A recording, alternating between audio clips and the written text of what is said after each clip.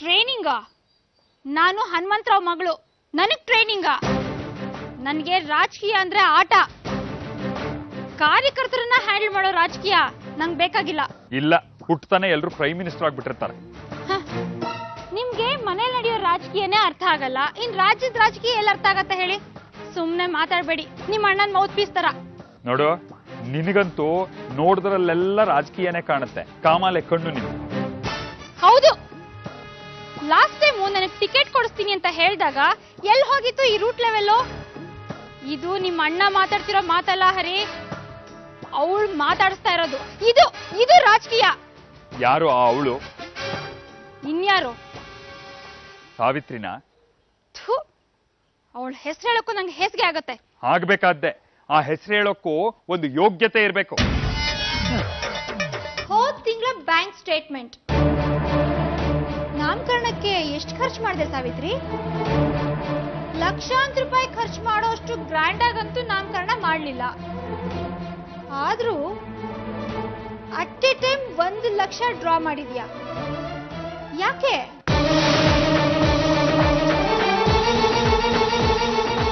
ಅಹಲ್ಯ, ಲೆಕ್ಕದ ವಿಷಯ ನಿನಗ್ಯಾಕೆ? ಅಯ್ಯೋ, ನಾನು ಈ ಮನೆಯೊಳೆ ಅತ್ತೆ. ದುರಂತ ಅಂದ್ರೆ ನಾನು ಅದನ್ನ ಪದೇ ಪದೇ ಜ್ಞಾಪಕ ಮಾಡ್ತಿರ್ಬೇಕು ನೋಡಿ. ಪಾಪ, ಮೊದಲೇ ತಿಳುವಳಿಕೆ ಕಮ್ಮಿ, ಧಾರಾಳವಾಗಿ ಸೊನ್ನೆಗಳನ್ನ ಹಾಕಿ ಮೋಸ ಹೋಗ್ಬಿಟ್ರೆ ಅದಕ್ಕೆ ಕೇಳ್ದೆ. ತಪ್ಪ ಸಾವಿತ್ರಿ? ಅಹಲ್ಯ ಹೇಳಿದ್ದು ಸರಿಯಾಗಿದೆ. 1 ಲಕ್ಷ ರೂಪಾಯಿ ಏನ್ ಮಾಡಿದೆ ಸಾವಿತ್ರಿ? ಅದು ನಿಮ್ಗೆ ಹೇಳಿದ್ನಲ್ಲ, ನನ್ನ ಫ್ರೆಂಡ್ ಮನೆ ಹುಡುಕ್ತಿದ್ದಾಳೆ ಅಂತ ಅವಳ ಮನೆಗೆ ಅಡ್ವಾನ್ಸ್ ಕೊಟ್ಟೆ. ಫ್ರೆಂಡ್ ಕೊಟ್ಯಾ? ಯಾರವಳು?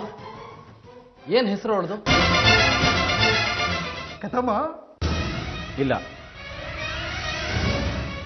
ಬಿಡು, ಆ ಕೆಲಸ ನಾನು ಮಾಡ್ತೀನಿ. ಬೇಡ ಗುರು, ನಿನಗೆ ಇನ್ನೊಂದು ಆಶ್ಚರ್ಯ ಕಾದಿದೆ. ಅದನ್ನು ಮೊದಲು ನೋಡು, ಆಮೇಲೆ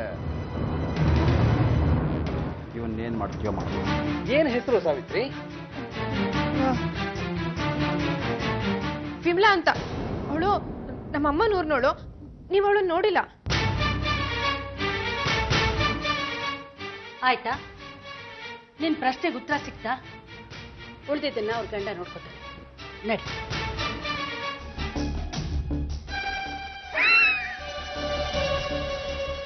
ಯಾವುದೋ ಹೊಸ ಹಕ್ಕಿ ಫೋಟೋ ಕೊಡ್ತೀಯ ಅಂದ್ರೆ ನನ್ನ ಫೋಟೋ ನನಗೆ ಕೊಡ್ತೀಯಲ್ಲ ಲೇ. ಇದರಲ್ಲೇ ಇರೋದು ಗುರು. ಈ ಫೋಟೋ ನನ್ನ ಹತ್ರ ಹೇಗೆ ಬಂತು ಅಂತ ಕೇಳಿ. ನಿಮ್ಮ ಮನೇಲಿ ನಿಯತ್ತಿಗೆ ಹೆಸರಾಗಿದ್ದಾನಲ್ಲ ನಾಣಿ, ಅವನು ಕೊಟ್ಟಿದ್ದು. ಸುಪಾರಿ ಕೊಟ್ಟಿದ್ದಾನೆ. ಸಾಯಿಸೋದಕ್ಕಲ್ಲ ಗುರು, ಕಣ್ಣಿಡೋದಿಕ್ಕೆ. ನೀನು ಎಲ್ಲಿ ಹೋಗ್ತೀಯಾ, ಏನು ಮಾಡ್ತೀಯಾ ಅಂತ ವರದಿ ಮಾಡೋದಿಕ್ಕೆ. ಈಗ ನೀನೇನು ಮಾಡ್ತೀಯಾ? ಮೋಸ ಮಾಡಿದ್ರು ನಿಯತ್ತಿರೋರು ನಾವು. ಅದಕ್ಕೆ ನಿನ್ನ ಹತ್ರ ಹೇಳಿದ್ದೀನಿ. ಈಗ ನೀವೇ ಹೇಳಿ ಏನು ಮಾಡಬೇಕು ಅಂತ. ಇಷ್ಟು ದಿನ ಬಲ ಪ್ರಯೋಗ ಮಾಡಿದ್ದಾಯ್ತು, ಇನ್ಮೇಲೆ ಬುದ್ಧಿ ಪ್ರಯೋಗ ಮಾಡೋಣ. ನೀನು ಕುದುರೆ ಎರಡೂ ಕಡೆ ಓಡು.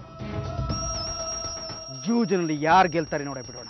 ನೋಡು ಸಾವಿತ್ರಿ, ನಾನು ನಿನ್ನನ್ನು ಹಂಗಿಸ್ತಾ ಇಲ್ಲ.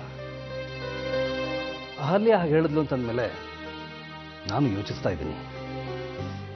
ಒಂದು ಕೆಲಸ ಮಾಡು, ನೀನು ಓದು ಮುಂದುವರ್ಸು. ನಾನೀಗ ಹೇಳ್ತೀನಿ, ನಿನಗೂ ಹೇಗಿದ್ರು ಸಮಯ ಇರುತ್ತೆ.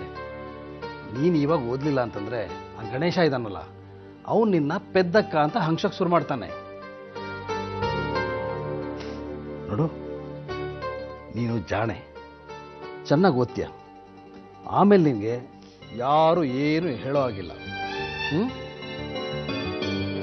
ಇಲ್ಲಿ ನಗು, ಕಮಾನ್ ನಗು.